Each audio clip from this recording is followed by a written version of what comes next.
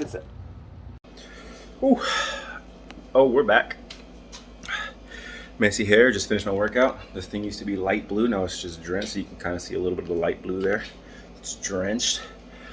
That was 165 seated military press for I think 11 rounds. I'm 10 reps. That last one didn't really go all the way down, so I'm not gonna really count it. So 10, I'd say.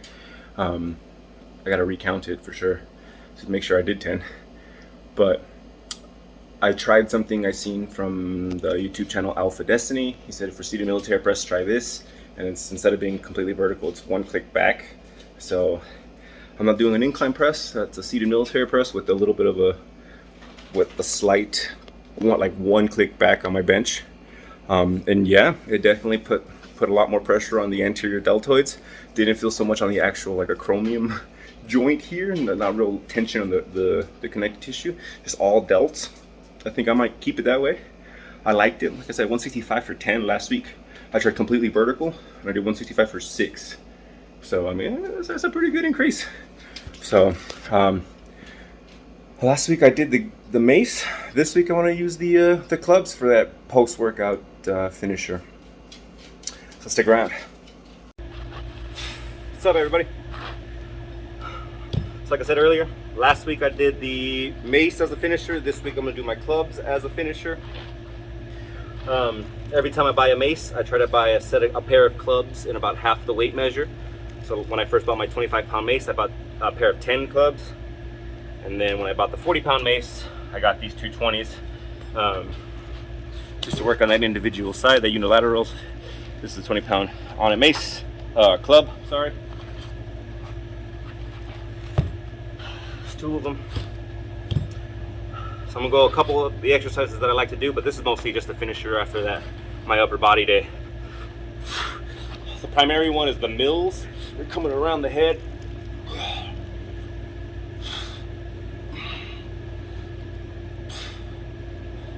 Then there's the kamikaze, or I just call them 180s.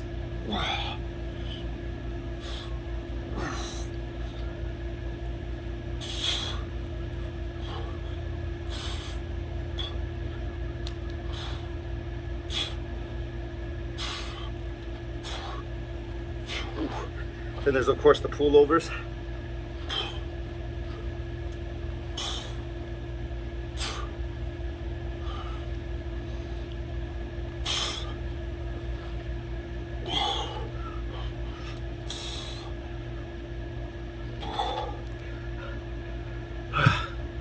Yeah, these things are heavy. These do not want to move with you by any means. Get your hands pretty tired.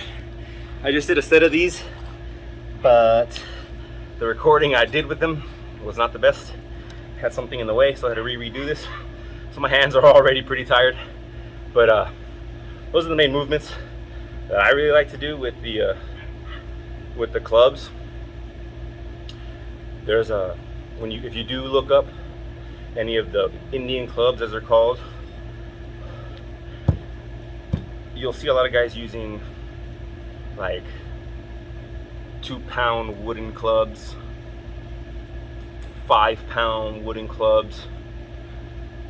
And then I mean, if you look at like the Indians in India, the ones that they use, they're called mugdals, I think, mugdals.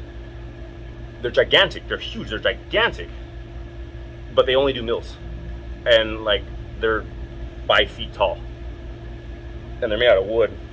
And I think the heaviest they've seen is like 45 pounds, which is impressive. But again, they're only doing mills. It barely moves. They're barely moving the shoulder, not taking anything away. But you'll see that on that end of the spectrum, you'll see like super heavy, gigantic, 5 foot tall clubs, or super light 5 pounds, 2 pounds, 3 pound wooden clubs, and they're doing almost like a dance choreography with these things. It's almost like a baton play where they're like twirling it in hands and like doing different stuff, which I'm a progressive overload kind of guy. Do it for more reps, do it for longer, do it for more weight. Those three you can go pretty far with most exercises. So when I got the 10s, once I was able to start doing the gamma cast, pretty simple and having no issue holding it out and just being able to control the weight, I was pretty confident that I can go up in weight. And these 20 pounds are, I mean, they're an excellent challenge. You know, I have a 25-pound mace and 20-pound club, so my central nervous system isn't too thrown off by the way these work, because I don't know if you've noticed this, all the weight is right here. You're holding it right here, but all the weight's right here. So that challenges your central nervous system, your peripheral nervous system in a way barbells and dumbbells don't normally. I definitely like them. They're something I'll never regret. They've helped my shoulder strength and endurance and just stability tremendously since I started using them.